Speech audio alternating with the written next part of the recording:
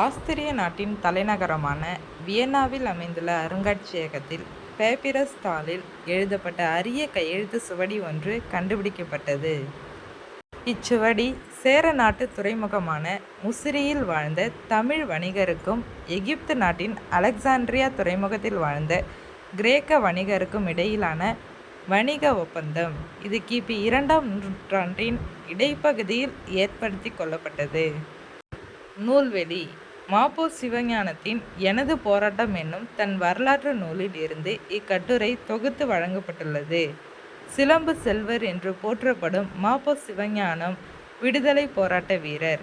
1952 முதல் 1954 வரை சட்டமன்ற மேலவை உறுப்பினராகவும் 1972 முதல் 1978 வரை சட்டமன்ற மேலவை தலைவராகவும் பதவி வகித்துள்ளார்.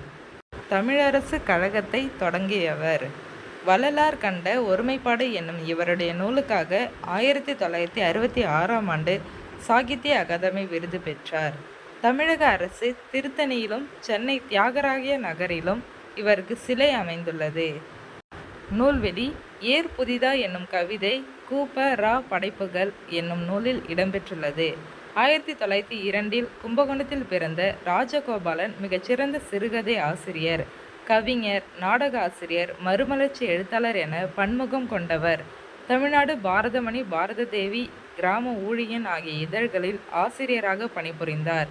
இவரின் மறைவுக்கு பின்னர் இவரது படைப்புகளில் அகலிகை, ஆத்ம சிந்தனை ஆகியன நூல்களாக தொகுக்கப்பட்டுள்ளன.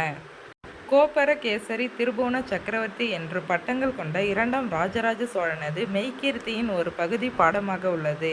இம்மெய்க்கீர்த்தி பகுதியில் இலக்கிய நயம் நாட்டின் வளத்தையும் ஆட்சி சிறப்பையும் ஒருசேர உணர்த்துவதாக உள்ளது. இவருடைய மெய்க்கீர்த்திகள் 2. அதில் ஒன்று 91 அடிகளை கொண்டது. அதில் 16 to 33 வரையான அடிகள் பாடப்பகுதியாக தரப்பட்டுள்ளன. இப்பாடப்பகுதிக்கான மூலம் தமிழ் இணைய கல்விக் கழகத்திலிருந்து பெறப்பட்டது.